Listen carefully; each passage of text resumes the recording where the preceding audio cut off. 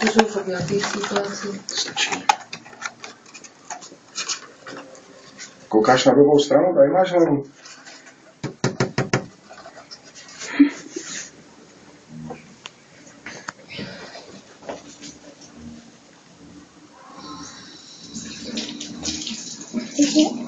Tam ještě k němu jde sama. No, třeba nemá hlad, víš co, taky. No, ale. Už má.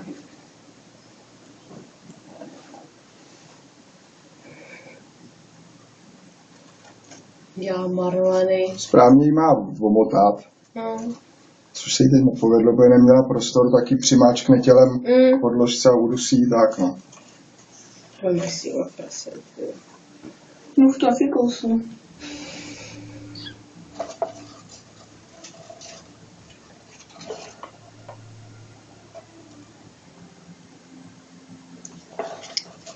Mezi Míšáku, mezi.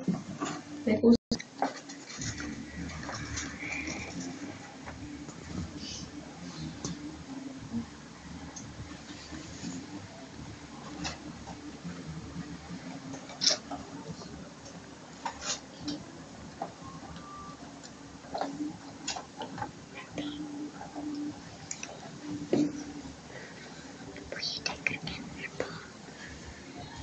A to byla na prasknutí, já myslel, že vypne normálně. Nemůžu myslet.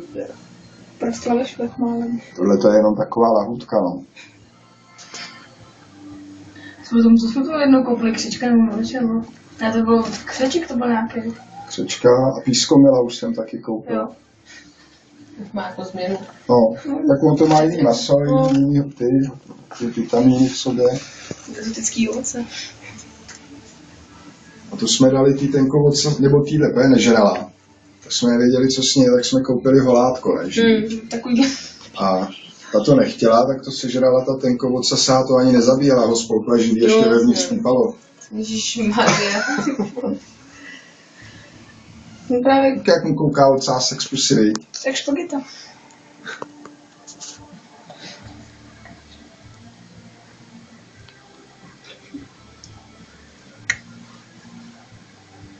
Máš krku, Pepo ti pěkně pouká, takže.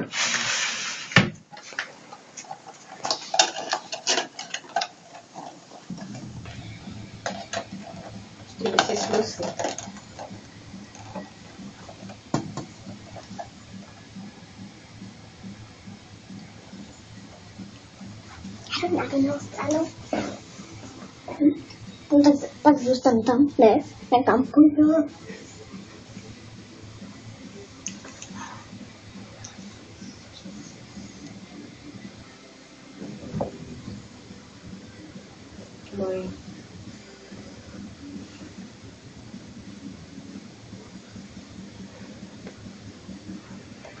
Ona moc dobře lovit neumí, tahle červená. Ta je taková... To, jak jsme měli předtím... Proto jí teď dávám myši, aby se pořádně naučila lovit. To, jak jsme předtím měli do Dengolu, jsou to mělo 2 metry něco. A má zase takovýhle potkany.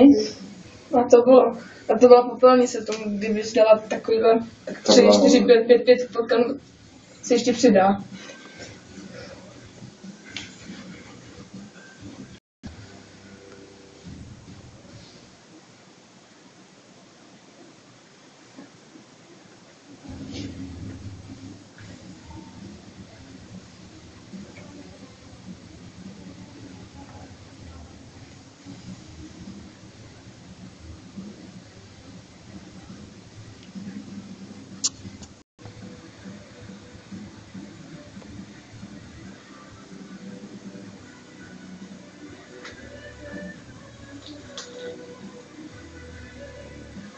No.